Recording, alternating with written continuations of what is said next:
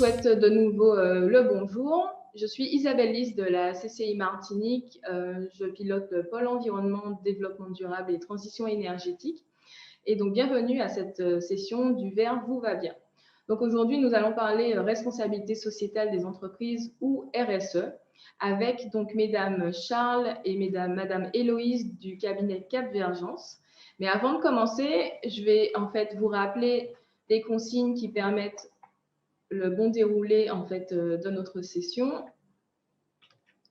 Tout d'abord, pensez à bien couper micro et caméra. Ensuite, la séance se veut interactive, mais en même temps gérable. Donc, je vous propose de poser toutes vos questions dans le fil de discussion.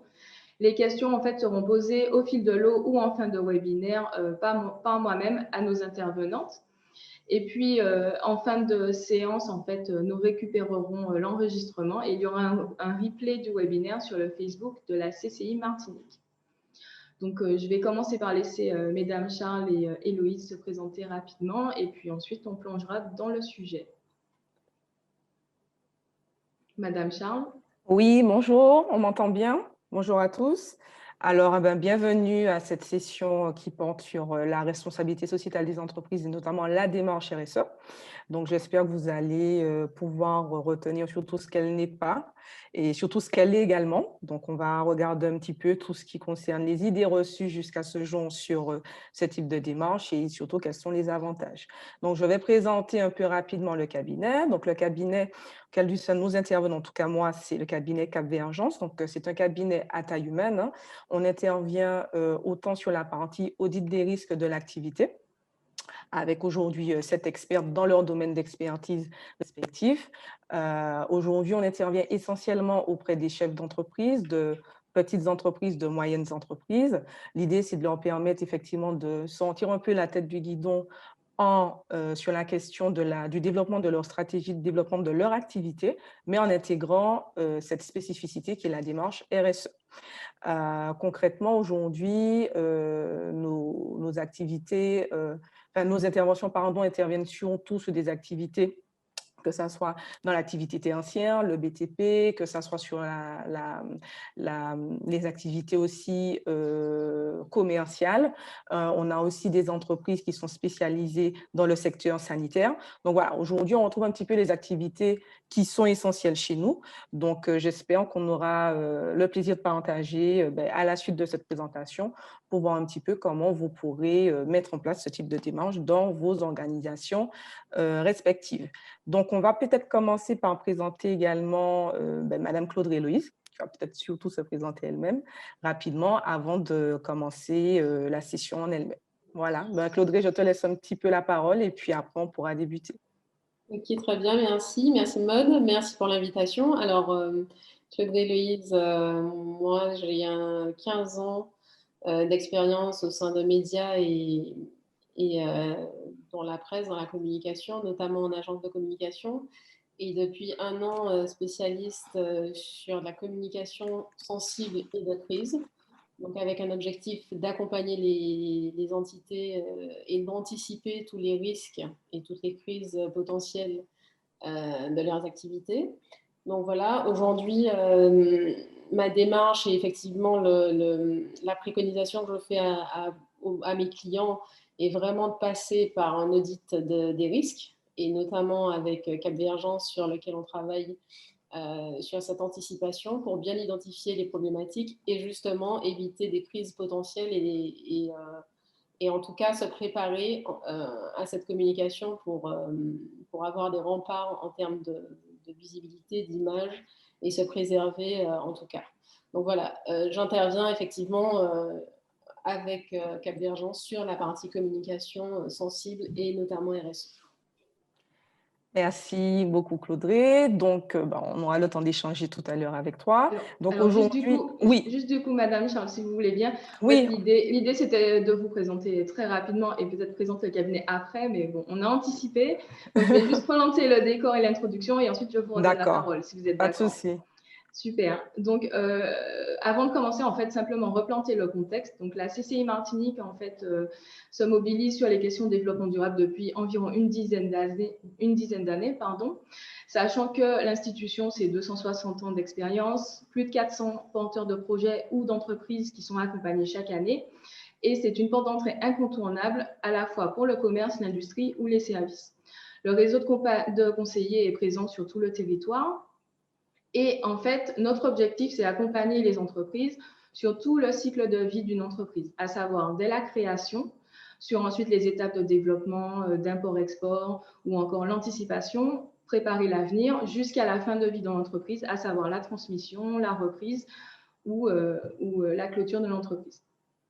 Donc, le pôle environnement, transition énergétique et développement durable qui est à l'initiative du rendez-vous Le Vert vous va bien, c'est 2 conseillères qui sont spécialisées. Donc, Madame Sarah Jean-Baptiste Simone qui a en fait pour périmètre tout ce qui est déchets et économie circulaire, et moi-même qui m'occupe de toutes les thématiques eau, énergie, risque, biodiversité, et puis tout ce qui va avoir trait au développement durable de manière générale, donc comme aujourd'hui sur la responsabilité sociétale. Donc, notre ambition, c'est vraiment aider les entreprises à s'inscrire dans un développement qui se veut pérenne, soutenable, comme diraient les anglophones. Et donc, la RSE est un vrai moteur, en fait, de durabilité, de stratégie, mais aussi de performance de l'entreprise. Donc, aujourd'hui, nous procédons via 2 modes d'accompagnement. Donc, un accompagnement individuel donc, qui se fait à la carte à la demande de l'entreprise en fonction de la thématique, ou un accompagnement collectif, donc sous forme d'ateliers, de formations, de conférences ou encore de webinaires comme aujourd'hui. Donc, je vous donne rendez-vous tous les 3e jeudis du mois. Nous organisons en fait un événement, Le Vert vous va bien, à cette fréquence. Les sujets sont variés. Et je remercie de nouveau le cabinet Capvergence d'avoir accepté en fait d'animer avec nous des sessions sur la RSE. Ce seront 4 ateliers qui seront organisés sur cette thématique. Donc, nous prenons avec vous rendez-vous dès aujourd'hui pour les 3 prochains qui seront organisés tous les 2 mois. Voilà. Donc, maintenant, je propose qu'on plonge dans le sujet. Je redonne la parole à Madame Charles. Donc, je vais arrêter le partage d'écran et vous passer la main. Super, merci beaucoup. Alors, je vais commencer le partage d'écran. D'accord, alors le temps que ça parte. Donc aujourd'hui, on va un petit peu décrypter, hein, on est un peu sur les premiers pas pour certains, ceux qui sont plus avancés pourront revenir sur peut-être des thématiques un peu peut-être moins approfondies. Alors, je regarde si je peux, voilà, partager. Normalement, ça devrait partir. Vous me direz si c'est bon. Alors, pour l'instant, c'est en cours. C'est en cours, d'accord, ok. Ça y est, on voit l'écran maintenant. Super, d'accord. En plein écran ou c'est... Non, pour l'instant, c'est toujours le PowerPoint. D'accord, voilà, attendez, j'essaie de voir si ça part. Bon, je pense que ça va partir entre-temps. Alors, tout ça, voilà, c'est bon. Donc, aujourd'hui, concrètement, on va, ce que je disais un petit peu, donc décrypter ce qu'est la RSE. Nous, on veut aussi casser cette image concernant cette démarche, malheureusement, qui est mal connue ou peu connue. Et en fait, l'idée, c'est vraiment de voir qu'on peut allier performance et durabilité. D'accord, on n'a pas eu le choix à faire. Pour nous, ça va de pair. Et au cours de cette session, j'espère que vous en serez en tout cas convaincus et que vous pourrez déjà vous pencher sur le sujet un peu plus précisément. Donc, comme je vous ai dit, on va par la suite un peu échanger avec Claude et Loïs sur des questions de la communication responsable. Donc, ça pourrait intéresser un peu plus certains d'entre vous pour voir un petit peu ce que c'est et puis comment on peut l'aborder. Alors, on va commencer tout de suite par ce n'est pas une démarche RSE. Alors, souvent, on a entendu dire que la démarche était assimilée à une démarche écologique, à une démarche coûteuse, voire complexe. C'est pour les entreprises qui polluent, entre guillemets, c'est pour les dirigeants bobos écolos, et encore, c'est de la com ou c'est le service RH. Alors, ça, ce n'est pas la RSE. Pourquoi? Ben, simplement parce que concrètement, aujourd'hui, la démarche RSE, c'est un outil qu'on peut mettre en place au sein de son organisation et qui a cette particularité d'avoir une vision à 360, transversale sur différents sujets qui intéressent votre activité et qui, du coup, vous permet de mettre en œuvre, j'ai envie de dire, tous les leviers d'amélioration de votre organisation, de votre entreprise. Alors, je tiens à préciser également que la RSE, on dit aussi RSO.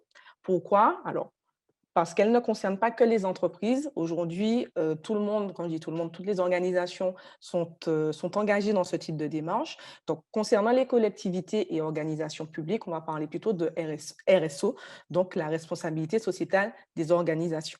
Voilà. Donc, quand on a dit ça, qu'est-ce qu'on dit? Eh bien, on continue. Donc, quel est le lien finalement entre la responsabilité sociétale des entreprises avec le développement durable? C'est quand même ça le sujet. En fait, concrètement, c'est la contribution au développement durable des entreprises. Si on parle d'une définition un peu plus officielle, aujourd'hui, le développement durable, quand même, c'est l'idée que nos sociétés puissent effectivement aujourd'hui répondre à leurs propres besoins sans compromettre la capacité des générations futures à répondre aux leurs. Vous voyez, donc on n'est pas que sur une question, j'ai envie de dire, environnementale. Les besoins peuvent être économiques, besoins d'ordre social ou encore, effectivement, la question environnementale. Donc, aujourd'hui, qu'est-ce qu'on verra? C'est que le développement durable se trouve un petit peu au carrefour de ces trois questions, sur la question économique, sur la question société et sociale, hein, et puis également la question environnementale. D'accord? Donc, qu'est-ce qu'on attend effectivement des entreprises dans ce type de démarche? C'est qu'elles soient économiquement viables, forcément. Il y a une question de pérennité, il y a une question de rentabilité pour permettre le développement de son entreprise, de son organisation. Il y a aussi la question d'avoir un impact positif et puis de protéger l'environnement sur la question de la meilleure utilisation de nos ressources. D'accord? Donc, quand on regarde ces trois questions, concrètement, le développement durable se trouve aux trois carrefours parce qu'on a une question économique, on aurait une question sociale, sociétale et la question environnementale. Donc, on voit bien que le développement durable n'est pas qu'une question environnementale, qu'une question écologique. Donc, pour ceux qui pensaient que c'était ça, malheureusement, je vous confirme que non. Ça va beaucoup plus loin et du coup, on verra jusqu'où ça peut aller. Alors, est-ce qu'on parle aussi d'un problème de vocabulaire? Alors, c'est vrai qu'on a eu beaucoup d'idées reçues sur la question de la RSE. Comme je vous disais, c'est un outil qui permet réellement pour les entreprises et les organisations d'aller un peu plus loin qu'une question, on va dire, réglementaire ou une question légale, d'accord? Alors souvent, malheureusement, pour ceux qui ont connu, enfin, en tout cas qui connaissent la question de la démarche RSE, encore le terme RSE, ça a souvent été assimilé à une contrainte réglementaire pour les grandes entreprises, bien sûr, qui avaient un impact plus ou moins, entre guillemets, négatif sur l'environnement ou qui on avait une question aussi d'emploi, d'accord? Et du coup, certaines l'ont vu comme une contrainte. Certaines le voient peut-être encore aujourd'hui comme cela, mais d'autres ont saisi l'opportunité justement pour l'intégrer dans leur stratégie de développement de l'activité et pour en faire une force. D'accord? Donc aujourd'hui, c'est vrai que chez Capvergence, on ne va pas forcément employer nécessairement à chaque fois le terme RSE, on va parler de stratégie responsable, d'accord, qui permet d'englober les trois points qu'on a vus précédemment sur la question économique, la question sociale, sociétale et la question aussi environnementale. Alors, si on continue, concrètement aujourd'hui, le développement durable permet aux entreprises qui s'y engagent via la démarche RSE de capitaliser, on va dire, sur 5 piliers que nous voyons à l'écran. Donc, on a la question donc, de l'économie, du social, de l'environnement, de la gouvernance et du territoire. Et en fait, tout ce que vous voyez un petit peu à côté, ce sont les possibilités qu'on peut avoir hein, dans son organisation, dans son entreprise, lorsqu'on met en place ce type de démarche. D'accord? Donc, sur la question peut-être de l'économie, on ira sur des questions de forcément de qualité de son produit, de ses services, mais aussi d'innovation, d'amélioration de ce qu'on propose et ce quoi on tend à proposer aussi à ses clients. On a une question aussi d'attractivité, de rétention des collaborateurs sur la partie sociale. On aura le temps de l'aborder plus tard parce qu'effectivement, aujourd'hui, les hommes ont une place importante quand même dans les organisations. La santé et sécurité, clairement. On a aussi peut-être une question d'amélioration des conditions de travail, la mixité, la diversité. Sur une question peut-être sur la partie environnement, puisqu'on y est, on a aussi la question de l'efficacité énergétique, de notre consommation d'eau, des emballages, de la gestion des déchets, la question de pollution aussi. Souvent, on a peut-être tendance à croire que notre activité n'a pas vraiment de lien avec l'environnement, mais ça dépend de l'activité qu'on développe, d'accord? Des produits qu'on vend, des services. Et certainement, on a une question environnementale, certes qui est peut-être plus ou moins importante en fonction des activités, mais en général, quand même, on a une question liée aux enjeux environnementaux. On a par exemple sur la question gouvernance qui pourrait peut-être paraître un peu anodine, mais l'image de votre entreprise aujourd'hui, clairement, notamment post-Covid, a pris encore plus d'ampleur. L'implication de vos collaborateurs, donc ce sont des sujets effectivement qui ont un lien autant sur la partie sociale que sur la partie gouvernance. Aujourd'hui, comment, j'ai envie de dire, les dirigeants, la fonction dirigeante intègre les collaborateurs dans le processus de décision et dans les enjeux aussi de développement de l'activité, la question de la cybersécurité, des données forcément de vos collaborateurs, certes, mais aussi des clients avec qui vous traitez, la pratique loyale, clairement. On a des questions sur des règles de la concurrence, mais aussi des délais de paiement qui ont la dent dure chez nous. Donc, on aborde tous ces sujets vraiment pour avoir une dimension assez transversale. Et puis, si on termine sur la partie peut-être territoire, on va parler aussi des partenariats qu'on peut mettre en place afin de favoriser alors l'émergence peut-être de certains services, de certaines solutions liées à des enjeux qui nous concernent sur le territoire. L'idée aussi de pouvoir créer des impacts positifs. Aujourd'hui, sincèrement, au-delà de réduire son impact négatif de l'utilisation de tel et tel produit, on va aller chercher à savoir quel est l'impact positif qu'on peut avoir. Donc, c'est un peu l'inverse. On ne dit plus on arrête, on pollue moins, on n'utilise plus de tel et tel produit ou tel et tel gobelet, mais vraiment savoir quel est l'impact aujourd'hui de l'activité qu'on peut avoir sur le territoire. D'accord? Et puis aussi favoriser le lien de confiance avec ses clients consommateurs. Ça parle, je pense, un peu à tout le monde parce que concrètement, souvent dans des situations un peu compliquées où c'est peut-être pas forcément directement lié à votre activité, mais pour peu que vous soyez passé par un fournisseur aujourd'hui qui peut-être fait face à certaines difficultés ou certaines mises en cause, vous n'êtes pas à l'abri d'avoir des conséquences par ricochet par rapport à votre activité. D'accord? Et puis enfin, une question très importante, c'est quand même de favoriser la consommation locale, que ça soit en B2C ou en B2B. D'accord? Donc, on a un peu sur ces 5 piliers qui permettent d'entamer la démarche en elle-même, voir quels sont effectivement les points sur lesquels vous serez peut-être plus ou moins plus intéressé. Et puis, moi, je l'ai mis plutôt en haut de la présentation, c'est vraiment aussi connaître les risques associés à votre activité.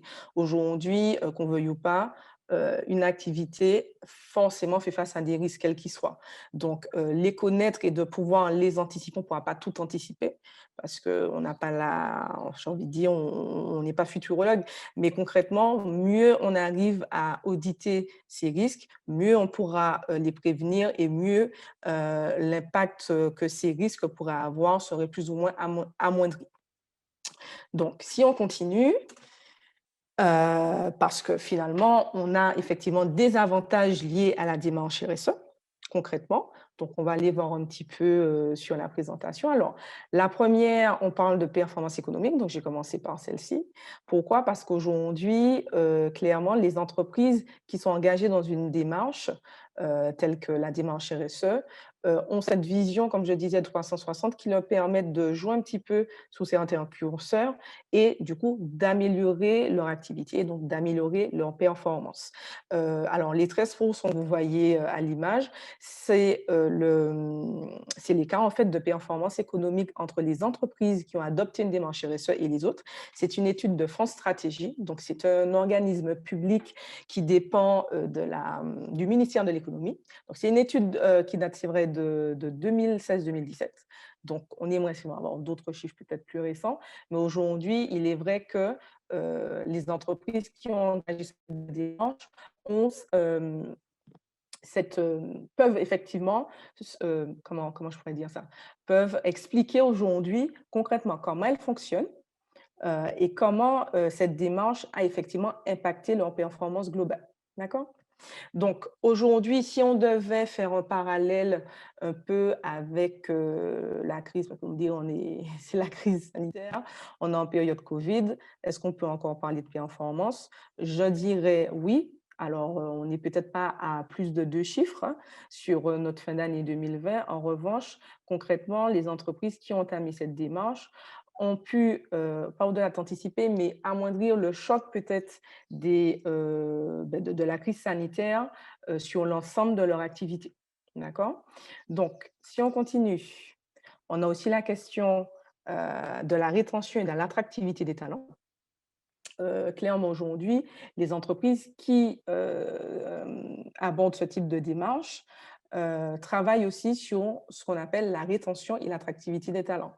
On a aujourd'hui des entreprises qui ont, des difficultés à recruter. On ne va pas se mentir, on a des secteurs en tension et une entreprise qui engage ce type de démarche peut effectivement attirer certains talents sur certains sujets, sur certains domaines d'activité où ils avaient un petit peu plus de difficultés à embaucher. Alors, je ne dirais pas que c'est la solution, mais c'est un outil, hein, qui aide à pallier à cette difficulté. Et on a beau dire, mais aujourd'hui, retenir également les talents, c'est un enjeu important parce qu'on est quand même dans une ère où la mobilité prend de plus en plus de place, où j'ai envie de dire, les talents, qui se font plus ou moins rares, sont très sollicités et du coup, il faut leur donner de quoi, choisir votre entité plutôt qu'une autre, en fait, concrètement.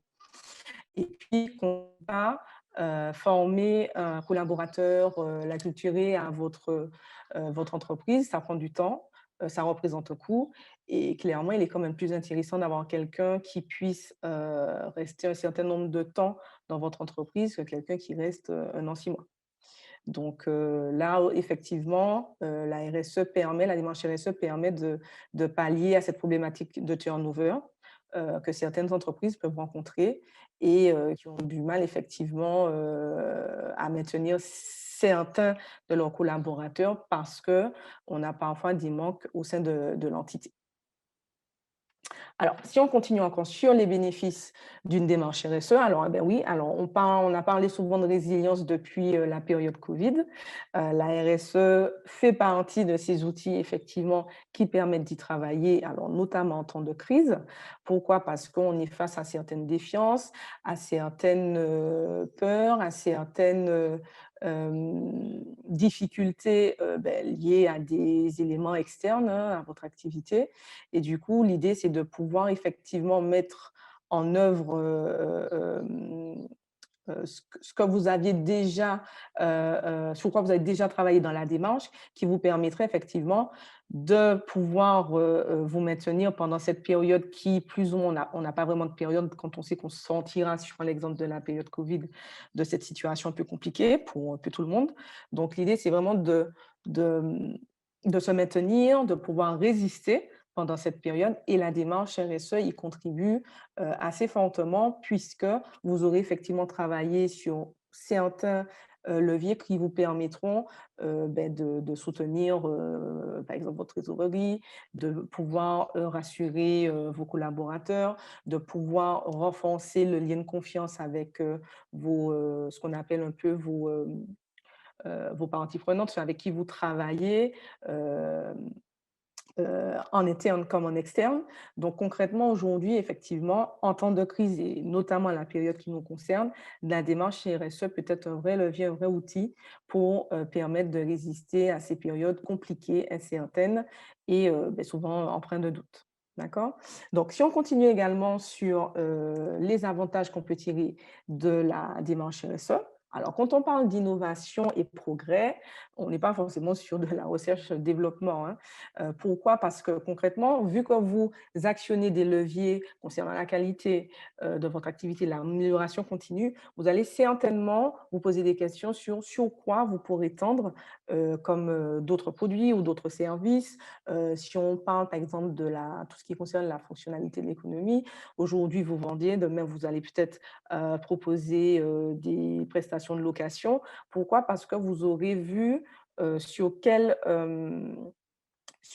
sujet vous pourriez aller proposer d'autres produits ou d'autres services à votre clientèle et qui vous permettraient effectivement d'atteindre d'autres marchés ou encore de répondre déjà au marché, en tout cas de répondre mieux au marché auquel vous avez déjà accès. Donc, l'idée, c'est vraiment de pouvoir, j'ai envie de travailler de mieux en mieux sur ce que vous proposez, mais aussi d'aller sur peut-être des produits, des services auxquels vous n'avez pas envisagé jusque-là et qui vous permettraient de développer l'activité et de soutenir la rentabilité de votre organisation. Donc aujourd'hui, on pourrait effectivement se dire que la période n'est peut-être pas propice. Moi, j'ai envie de dire que certaines personnes ont pris des paris en cette période qui, pour le moment, fonctionnent pour certains. Et du coup, l'idée, c'est pas de vous fermer la porte, hein. Je ne dis pas qu'il faut directement rentrer sur une démarche d'innovation et de progrès, mais en tout cas, ne pas se fermer la porte, réfléchir.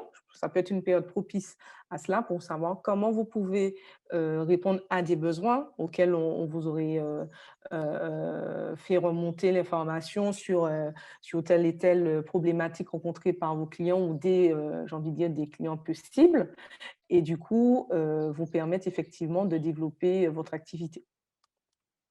Donc, si on continue également sur la question des bénéfices de la démarche, alors, grande question, c'est quand même aussi la réponse aux nouvelles attentes des clients et des consommateurs. Alors, vous me direz, oui, ça paraît un peu normal, mais on aura beau dire, la démarche RSE quand même a cette possibilité, cette faculté du moins, de vous permettre de toucher un peu vraiment ce qu'attendent les consommateurs de vos produits et de vos services. Aujourd'hui, les consommateurs sont rentrés quand même dans une période un peu plus de conscience, si on peut parler comme ça. On a une consommation peut-être un peu plus locale, une consommation un peu plus conscientisée, d'accord? Et l'idée, c'est quand même de répondre à ce besoin, hein, des consommateurs que vous êtes aujourd'hui, hein. On est tous consommateurs un peu de produits et de services, et de savoir aujourd'hui ce qu'attendent exactement mes clients, mes consommateurs, en quoi je peux répondre à la demande, tout en mettant en place cette démarche un peu responsable. Parce qu'on aura beau dire, mais les leviers de prix ou de marketing pour vous différencier, atteignent quand même leurs limites, et la période que nous connaissons nous l'a bien montré. En fait, aujourd'hui, parler que de prix ou de l'aspect marketing, hein, un petit peu vendeur, ce n'est pas que ça qui fera forcément vos clients ou vos consommateurs choisir votre entité plutôt qu'une autre. L'idée aussi, c'est de pouvoir un peu actionner le levier un peu du sens de ce que vous proposez, dans quel objectif vous le faites, et concrètement, pour ceux qui l'ont déjà fait, en dehors forcément peut-être d'une démarche RSE, mais qui se sont penchés sur cette question-là, pour certains, ils ont vu effectivement des retours assez positifs où on n'avait pas que cette question de la vente, hein, de vendre un produit ou de vendre un service, mais vraiment d'aller répondre à un besoin. Donc, cette démarche permet effectivement de répondre à vos clients que vous avez déjà peut-être d'une façon plus précise, et puis mieux en conscience vraiment de ce qu'ils attendent, et puis ceux aussi sur lesquels vous souhaiteriez qu'ils deviennent vos clients, savoir ce qu'ils attendent et en quoi vous pouvez répondre à ce type de besoin. Donc, on a des questions très, très concrètes, hein. Vous voyez, pour le moment, on n'a pas plus ou moins parlé que de la question environnementale. La démarche RSE vraiment englobe tous ces aspects qui permettent effectivement de travailler à la performance de son activité, tout en prenant en compte les attentes des clients et potentiels ou pas, et consommateurs. Donc, si on continue sur encore les bénéfices de cette démarche, alors la gestion des impacts, ça c'est une question qui est vraiment très importante parce qu'aujourd'hui, on met certaines, enfin, que ça soit sur le privé ou la question publique, mais on a des politiques qui sont mises en place d'investissement, de développement. Et aujourd'hui, concrètement, quel est l'impact de ces démarches ou de ces politiques? On a un peu du mal à savoir. Quand j'ai investi tant, concrètement, combien ça me rapporte et est-ce que ce que ça me rapporte équivaut à l'allocation des ressources que j'ai utilisées, d'accord? Est-ce que c'est efficient? Est-ce que finalement, ce que ça m'a rapporté, j'ai dépensé plus ou moins? D'accord? Et ça, c'est important parce que tant qu'on ne travaillera pas quand même sur la gestion des impacts, on pourra continuer à mettre en place des démarches des politiques, mais aussi on ne sait pas concrètement combien ça vaut, combien ça rapporte, est-ce qu'elle est pertinente, ça sera compliqué parce qu'on va continuer à faire des choses et le recul qu'on aura besoin, qui est nécessaire pour savoir finalement est-ce qu'on rectifie, est-ce qu'on arrête ou comment on fait, là, on ne pourra pas le faire. Donc, la gestion des impacts, elle vaut autant sur le privé, mais autant sur les politiques publiques que nous avons, les politiques d'investissement. On sait qu'on a un chômage endémique qui est très important. Donc voilà, la gestion des impacts concerne forcément les entreprises, mais aussi les politiques qu'on met en place au sein du territoire. Donc c'est important aujourd'hui de savoir concrètement quelle est l'allocation des ressources que nous utilisons pour savoir qu'est-ce que cela rapporte. Donc voilà, donc j'ai fait un petit peu le topo sur les potentiels bénéfices de la démarche RSE. La question est de savoir aussi comment se lancer, parce qu'il y a un début à tout. J'ai envie de dire, en général, on ne part jamais de zéro. C'est rare, hein, parce que chaque organisation, chaque entreprise a son expérience. Il y a des choses qui ont déjà été faites, qui certainement sont améliorées, mais en général, on ne part pas de zéro. Donc, pour ceux qui penseraient certainement qu'ils n'ont jamais rien fait de ce qu'on a vu un petit peu avant sur les 5 piliers, sur les questions peut-être sociales, économiques, environnementales. En général, on a toujours commencé quelque chose, mais qui est à améliorer. Donc, si on parle de comment se lancer, dans les PME, TPE, une démarche RSE peut commencer, alors j'ai commencé volontairement comme ça, par déjà une gouvernance plus ouverte, par des meilleures conditions de travail et voir une démarche environnementale. J'ai mis la démarche environnementale en dernier, un peu exprès pour vous dire que on n'a pas qu'une question environnementale quand on veut commencer une démarche en responsabilité sociétale. On peut commencer déjà par une gouvernance plus ouverte, comment vous interagissez avec vos collaborateurs sur vos activités et vos projets de développement s'il faut, et puis aussi des meilleures conditions de travail. On parle certainement de qualité de vie au travail, l'équilibre entre les deux, la question de la sécurité également. Sur le lieu de travail. Aujourd'hui, on va parler aussi du télétravail, comment c'est mis en place, est-ce qu'il est mis de façon optimale, est-ce qu'on a des choses à améliorer. Tout ça, ce sont des questions sur lesquelles on peut commencer une démarche RSE. Et puis, forcément, la démarche environnementale, sur des questions peut-être de production, sur l'allocation des ressources qui sont faites aujourd'hui au sein des entreprises. Donc, si on continue, on va passer aux questions-réponses avec notre chère Claudry Loïse, qui intervient au sein du cabinet. Alors, je fais une précision parce qu'il y a eu peut-être un petit laïus. Donc, je précise, Claudry est responsable du cabinet Adline, avec qui on travaille sur la partie communication responsable, communication sensiblement de crise. Et Claudré est notre experte sur cette partie-là et intervient auprès de décideurs privés comme publics sur l'anticipation de cette communication qui est un vrai enjeu aujourd'hui, d'autant plus dans la période que nous vivons. Et donc, on va passer à quelques questions. Claudré, si tu es prête. Oui. D'accord. Bon, alors je commence. Donc, on a parlé un petit peu des enjeux des organisations aujourd'hui dans la période que nous connaissons. Et donc, l'enjeu de l'image et de marque, Claudry, je pense que tu ne vas pas me contredire, est quand même important dans la période que nous vivons. Et donc, du coup, je vais te poser quelques questions que des dirigeants pourraient te poser et savoir un peu ce que tu en penses et quelle est l'importance aujourd'hui de ce sujet et comment l'aborder. Donc, on y va. Première question, pourquoi aujourd'hui la crise est-elle le tournant pour la démarche RSE et la responsabilité sociétale des entreprises? Alors, c'est clair que de toute façon, de manière générale, en période de crise, les risques pour une marque de voir son image écornée sont forcément multipliés parce qu'elle est tout simplement plus fragile face à un environnement qui devient instable. Donc, ça peut être une perte de confiance de ses parties prenantes, ça peut être à plein de niveaux. Mais en tout cas, elle a un peu plus de mal à réagir et à être, on va dire, au meilleur de ses performances. Donc, c'est clair que cette crise de la Covid-19, on le sait tous, elle a mis à l'épreuve un certain nombre d'organisations, donc aussi bien sûr qui ont été impactées financièrement que socialement.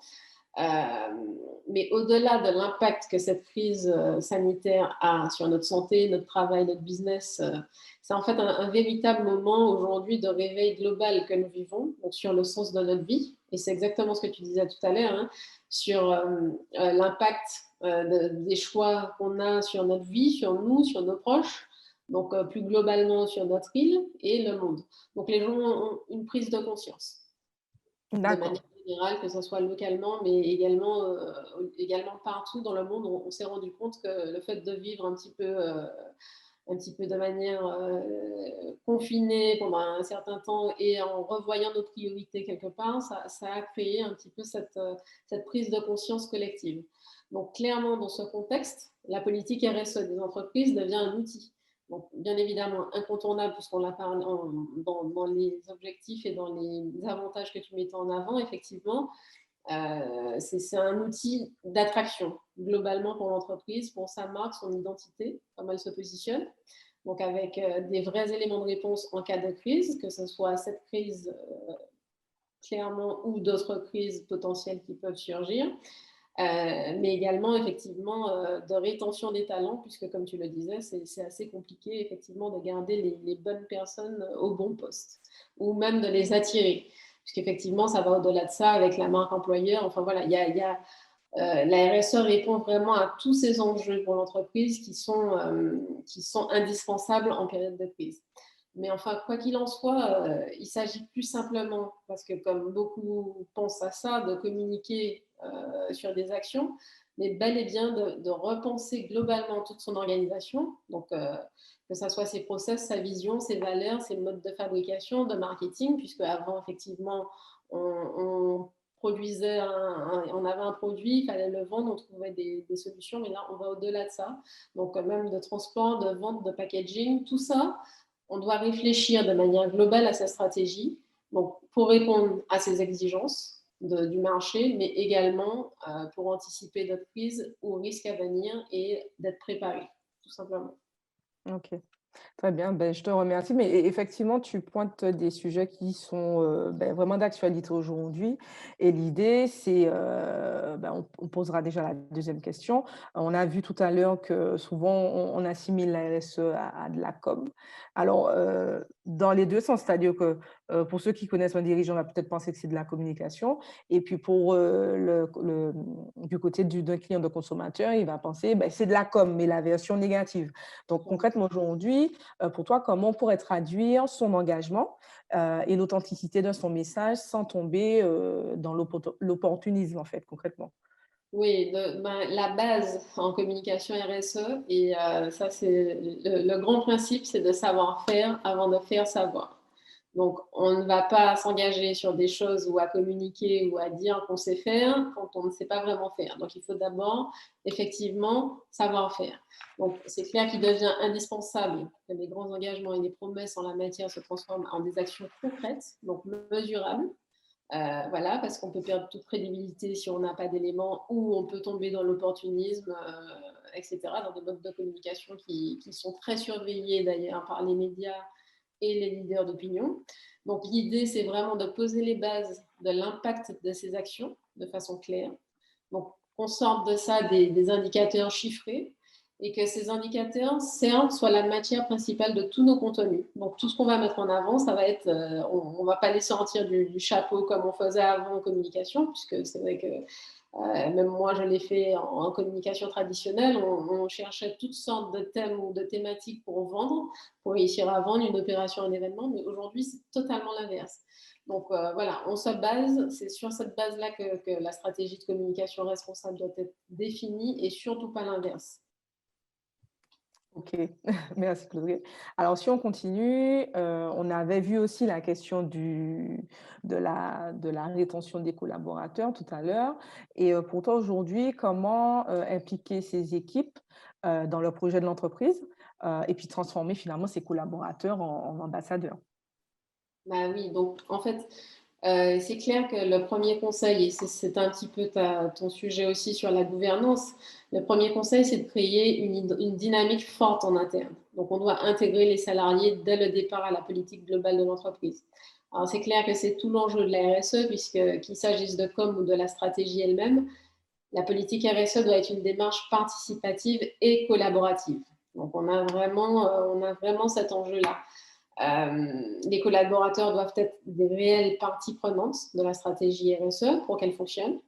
Et si tu veux, la communication va découler directement de cette stratégie et de cette implication de base. C'est un petit peu comme l'employé advocacy. Ce sont les salariés qui vont communiquer sur LinkedIn et faire rayonner l'entreprise. Donc, en quelque part, voilà, c'est un petit peu cet indicateur. Et puis, c'est vrai qu'il y a des salariés, il faut savoir les repérer aussi, qui ont une casquette un petit peu plus verte, on va dire, ou qui ont déjà aussi des habitudes un peu chez eux et qui viennent dans l'entreprise et qui cherchent aussi à impliquer les autres salariés. Donc, c'est les repérer parce qu'il faudra gérer un petit peu la RSE comme en mode projet pour l'entreprise, donc avec un chef de projet, mais quelqu'un qui soit dynamique. Et voilà, pour que tout ça fonctionne, il faut vraiment savoir détecter aussi les porteurs du projet, mais en tout cas les impliquer à la base. Ok, super. Alors, si on continue sur cette lancée, alors quelles sont aujourd'hui les bonnes pratiques pour mettre à profit sa démarche RSE et donc pour valoriser sa marque employeur? On va dire qu'on a quatre bonnes pratiques. D'abord, et la principale, c'est la cohérence. Il faut toujours être cohérent dans tout ce qu'on fait. On ne peut pas faire quelque chose ou communiquer sur quelque chose et ne pas le faire en interne, ne pas le respecter, ne pas l'incarner de manière générale. Donc, ça sera la cohérence. On va dire également l'humilité, parce qu'en RSE, comme en communication d'ailleurs, de manière générale, aucune entreprise ne sera parfaite. Donc, il ne faut pas effectivement hésiter à parler de ses victoires, mais aussi des axes d'amélioration ou même de ses échecs. Donc voilà, il ne faut pas avoir peur. Aujourd'hui, d'ailleurs, il y a une grande partie de la population, surtout les jeunes, qui ils en ont assez un petit peu de voir des beaux visuels, des belles choses. Ils veulent vraiment de l'authenticité. Donc, d'où vous sortez, etc. Parler de tout ça. On va dire également le process, donc quel process mise en place et la transparence, donc qui vont de pair. Éviter de faire trop de contenu, donc en se vantant d'être le meilleur, hein, ça rejoint un peu l'humilité. Ce qui sera plus intéressant, c'est vraiment de parler de quelles sont les bonnes pratiques internes, comment en êtes-vous arrivé là, comment avez-vous eu telle ou telle labellisation. Comment on a monté son comité en interne, son comité RSE, montrer un petit peu, voilà, parler des bases, parce que c'est un petit peu l'enjeu aujourd'hui. Enfin, on a beaucoup parlé de la digitalisation des entreprises, mais ça sera un petit peu ça. Et chaque entreprise donne un petit peu son exemple, c'est une bonne manière, etc. Mais là, ça sera comment j'ai réussi à mettre en place, quelle procédure j'ai mis en place pour valoriser ma responsabilité. Et puis, dernier point, c'est une direction impliquée. Ça, c'est... on va croire que c'est la base, mais c'est vrai que la direction de l'entreprise doit vraiment se positionner sur ces sujets-là. C'est pas que la DRH, c'est pas que la responsable com. Voilà, il faut vraiment l'incarner au niveau du comité de direction ou de la direction de manière générale. Et bien évidemment qu'il y ait une cohérence entre ce que le boss dit et ce qui se passe avec ses collaborateurs, donc en matière de travail, d'organisation du travail. Voilà, on ne peut pas dire qu'on est responsable et puis qu'on a des pratiques qui sont à forcer à faire des heures supplémentaires sans cesse. Enfin voilà, être toujours cohérent dans ce qu'on fait et être impliqué et voilà, incarner cette démarche-là. D'accord, super. Et puis on va terminer sur la question à savoir ce qu'il ne faut pas faire du coup. Donc, quels sont les écueils à absolument éviter dans ce cas? Oui, alors le principal écueil, on va dire, c'est le fait d'user ou d'abuser de pratiques telles que le greenwashing ou toutes ces variantes qui consistent à beaucoup communiquer sur des actions RSE, alors que derrière, des faits attestent du contraire. Donc, où viennent parfois décrédibiliser l'entreprise. Donc, on évite d'exagérer ou de vouloir faire une super belle campagne avec en mettant en avant des thématiques qu'on ne maîtrise pas forcément ou que la population vous connaît un petit peu sur le sujet et que vous n'êtes pas vrai à 100%. Donc, on évite ça. Ça, c'est la base. On peut parler, par exemple, de la campagne de communication de la banane de Martinique et de Guadeloupe. Voilà, c'est difficile de se vanter et de dire qu'on est meilleur, qu'on est bio. Voilà. Là encore, il faut savoir doser sa communication. C'est comme la RSE. On fait attention à ce qu'on fait. Il y a des process, il y a des choses à mettre en place, mais on ne peut pas tout dire. Donc, on doit respecter aussi le consommateur et ça aussi, ça fait partie de la démarche. Super. Bon, ben, merci Claudrey. Je pense que tu as aiguillé certains de nos participants, en tout cas, sur ce que c'est aujourd'hui J'espère. une démarche et une communication responsable. Et puis j'espère qu'ils auront retenu l'essentiel. Et puis, si demain il y a des questions sur ce sujet, on reviendra vers toi. Donc, merci Claudrey. Puis, on aura bientôt terminé. Donc, nous, on va continuer un petit peu sur un peu alors, je dirais des outils méthodos, mais c'est pas ce qu'on va présenter aujourd'hui. L'idée, c'est pas de rentrer dans la technicité parce que finalement, ça ne sert pas à grand-chose, mais c'est surtout de savoir comment on peut débuter. D'accord? Donc, comme Claude l'a dit, on peut déjà définir un petit peu sa raison d'être, l'ADN de son activité. On peut commencer en fait par le début. Et l'étape numéro une que nous, on peut proposer on encourage les organisations, les entreprises à mettre en place, c'est déjà de définir sa raison d'être. En fait, ça ne parle pas à beaucoup de personnes, mais en fait, on va savoir quel est le pourquoi de votre entreprise.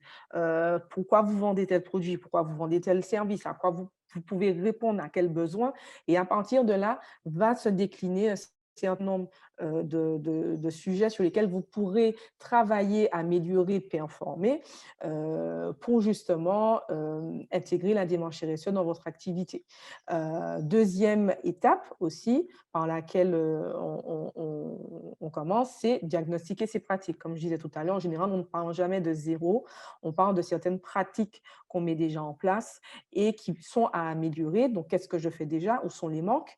Si on fait un petit peu une image, quels sont les trous dans la raquette, là où il faut quand même améliorer ou là où on ne travaille pas du tout. Et là, en ayant ces deux étapes déjà là, on en a quatre, mais aujourd'hui, on n'en verra que deux.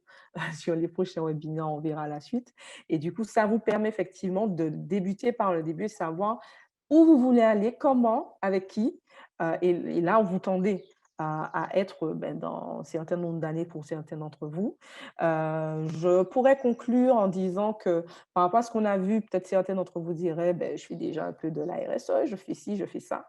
Alors, c'est bien, on ne dit pas que c'est pas bien, mais si on peut prendre une image, il y a, enfin, du vélo, j'aime bien, où il y en a qui sont à 20 km/h, puis il y en a d'autres qui sont à 60. Et en général, ceux qui sont à 60, en termes d'image, c'est ceux qui font de la RSE. Pourquoi? Parce qu'ils auront pu actionner ces leviers, un petit peu ces gains marginaux, qui font qu'ils vont avancer mieux.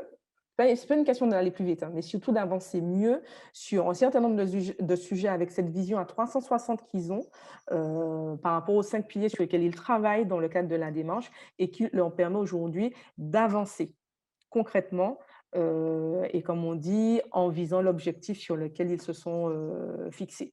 Donc, j'espère que cette présentation vous aura un petit peu aiguillé, vous aura un petit peu aidé à comprendre ce qu'est la RSE et surtout ce qu'elle n'est pas.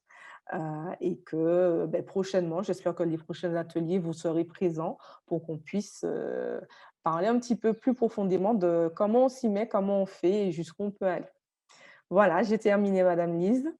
Et puis, s'il faut, on passe aux questions.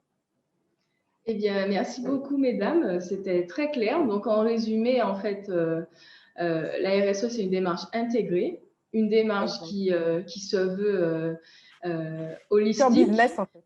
Voilà, Pas à côté, elle holistique, est mais intégrée. pas que environnement, pas que social, mais aussi économique. Et donc, Exact. comme l'a très bien dit Madame Vasso dans le chat, l'idée, c'est vraiment un développement soutenable et non un développement durable, hein. Développement durable, c'est juste la traduction, on va dire, française, mais c'est bien Exact. l'objectif, c'est que ce soit un développement qu'on peut soutenir, qui peut perdurer pour les générations d'aujourd'hui et pour les générations à venir. Donc, on est bien d'accord sur la définition, pas de Mhm. souci. Et ce qu'on retient comme point clé, je pense, c'est que chaque entreprise doit vraiment incarner sa mission, sa raison d'être, sa mission, c'est-à-dire trouver le sens profond de son activité.